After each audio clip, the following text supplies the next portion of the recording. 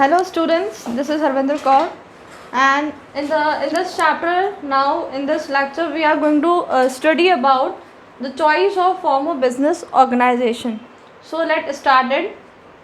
Before starting, I will give you the one notice about this chapter. In this chapter there is a one topic added, that is formation of company. But ये जो chapter है आपका अलग से भी दिया हुआ है, chapter number 7 in this book. वो चैप्टर आपका जो है वो हटा दिया है इस साल के सिलेबस में, बट उसका जो कुछ पोर्शन है वो आपके इस चैप्टर में दिया है, formation of a company. But हम उस चैप्टर को उसी 7 चैप्टर में ही रीड करेंगे, क्योंकि वो जो चैप्टर है आपके लिए बहुत इंपॉर्टेंट है. एज इन 12th में भी आपके बहुत यूज़ में आएगा वो चैप्टर, तो इसलिए वो चैप्टर हम बहुत अच्छे से 7 चैप्टर में ही रीड करेंगे. इस वाले चैप्टर में मैं आपको वो डिस्कस नहीं करूँगी. Now we are going to start about the choice of form of business organization. The first one is cost and ease in setting up the organization. As far as initial business setting up cost are concerned, sole proprietorship is the most inexpensive way of starting a business. हमने इतने सारे types के form discuss किए हैं, तो जब भी हम बिज़नेस स्टार्ट करते हैं तो हमेशा हमें उसके इनिशियल ईयर्स में क्या होता है, बेनिफिट मिलता है, प्रॉफिट मिलता है, और कॉस्ट सबसे कम किस में आती है. इनएक्सपेंसिव टाइप कौन सा होता है, हमारा सोल प्रोप्राइटरशिप. हमने पहले भी डिस्कस किया है पूरा. However the legal requirements are minimum and the scale of operation is small. यहाँ पे जो लीगल रिक्वायरमेंट्स होती हैं सोल प्रोप्राइटरशिप में बहुत कम होती है. उसका जो स्केल, अगर उसका जो बिज़नेस कितना होता है वो थोड़ा स्मॉल टाइप का बिज़नेस होता है.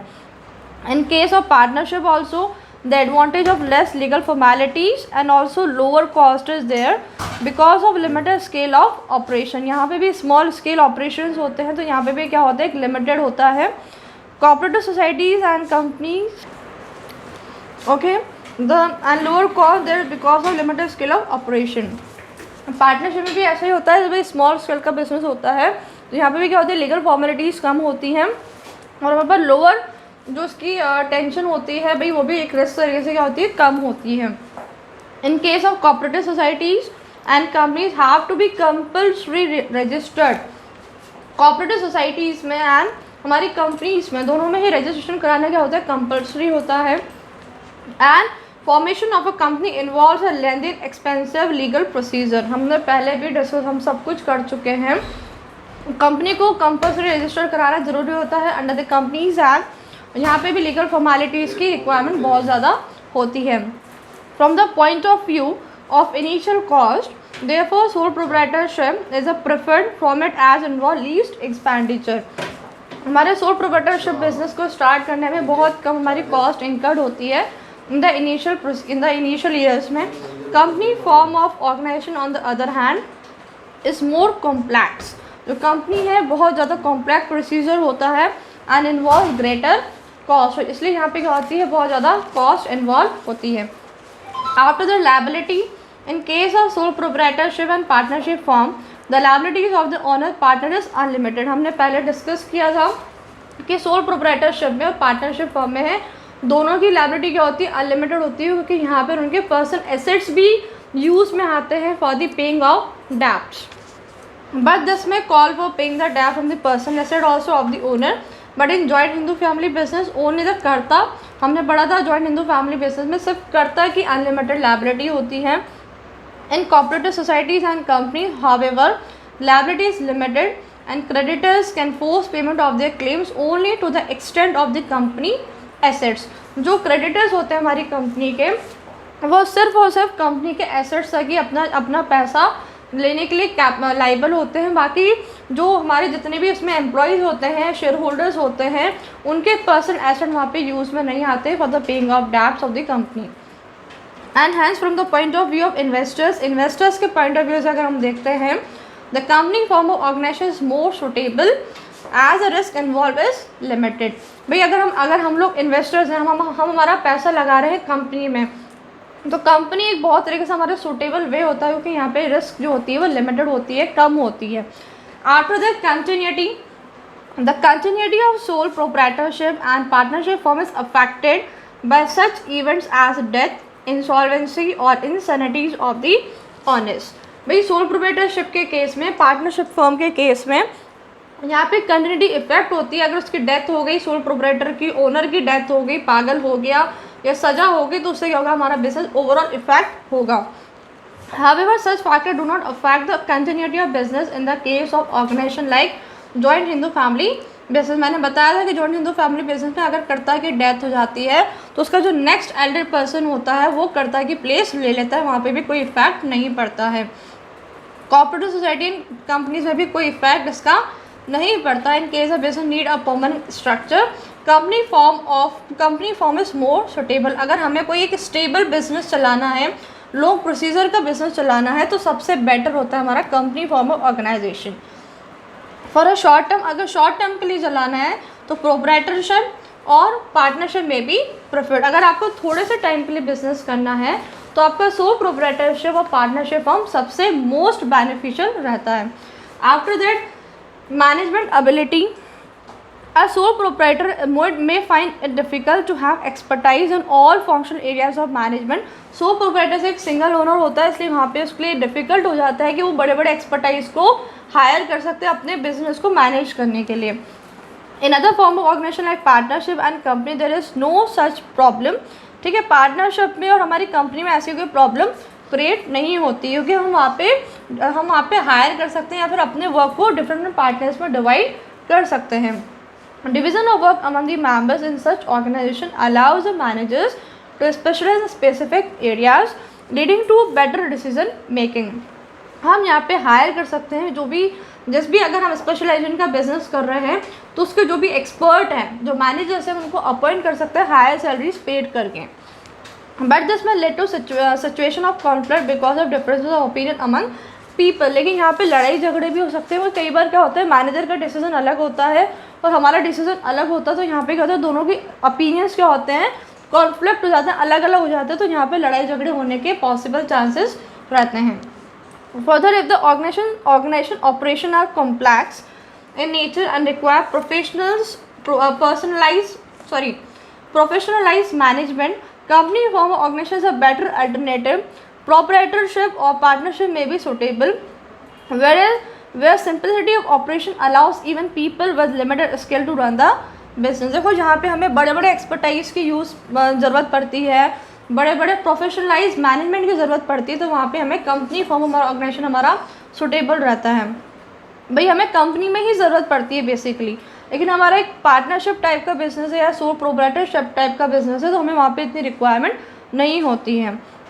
Thus, the nature of operation and the need for professionalized management affect the choice of the form of organization।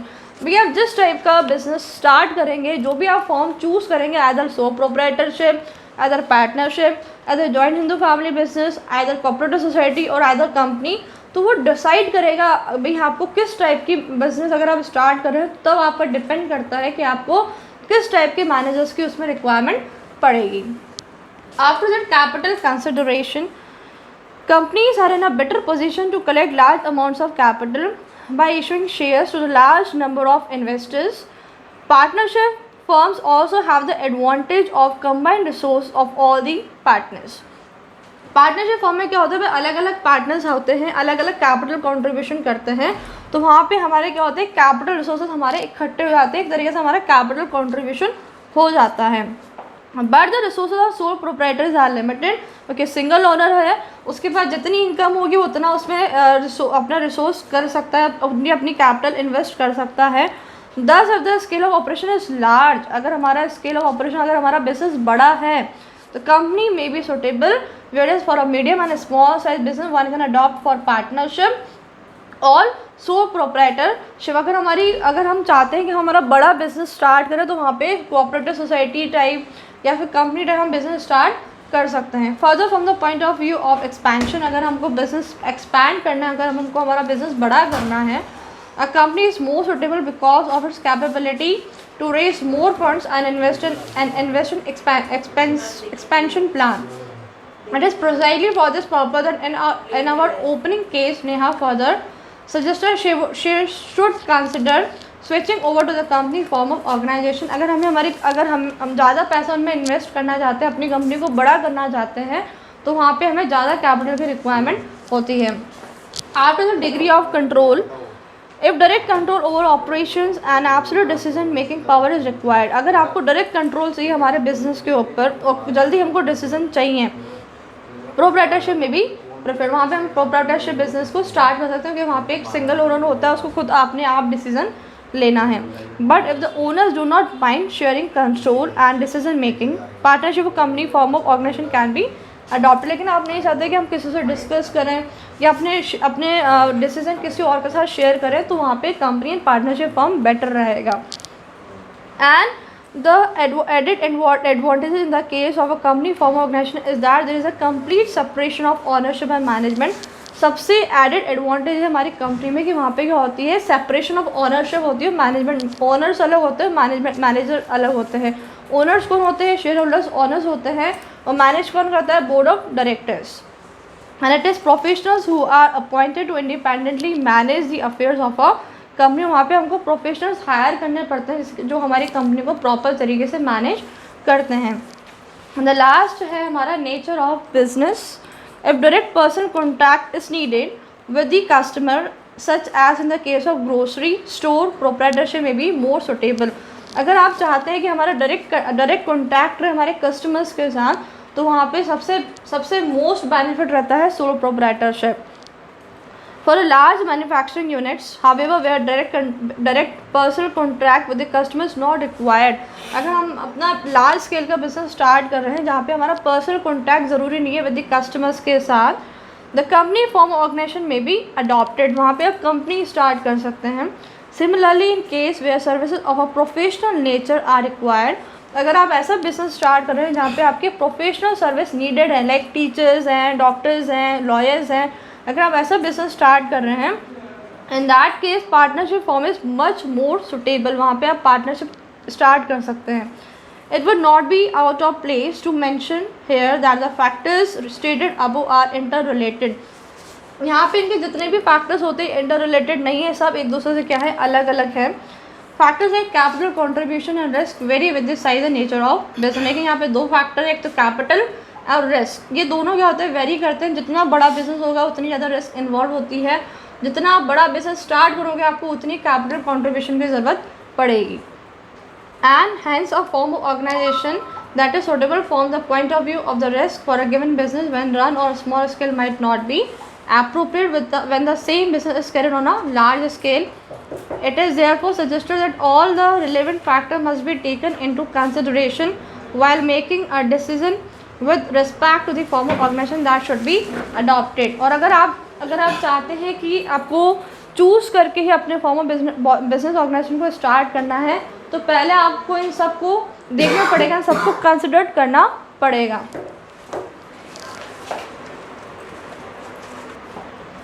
Now on page number 47, there is given a table comparative evaluation of form of business organization. इस table को आपको खुद को अच्छे से पढ़ना है because हम लोग ऑलरेडी सब कुछ डिस्कस कर चुके हैं. Advantages and disadvantages, merit, limitation, everything we have discussed. So you have to read it by yourself. So that's all student. This chapter is finished now. The question is given at the back of your at the end of your chapter. So try to do it and try to read this chapter very carefully. So that's all. Thank you.